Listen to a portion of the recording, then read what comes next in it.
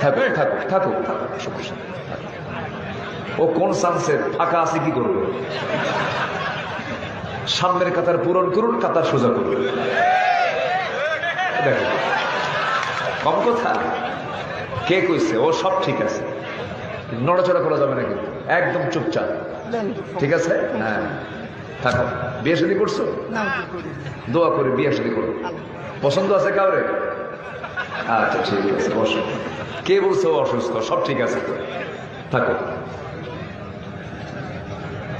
সম্মানিত ভাইয়েরা, বলে যে বাধা আমার আপনার জীবনে 10টা অন্তরায় আছে।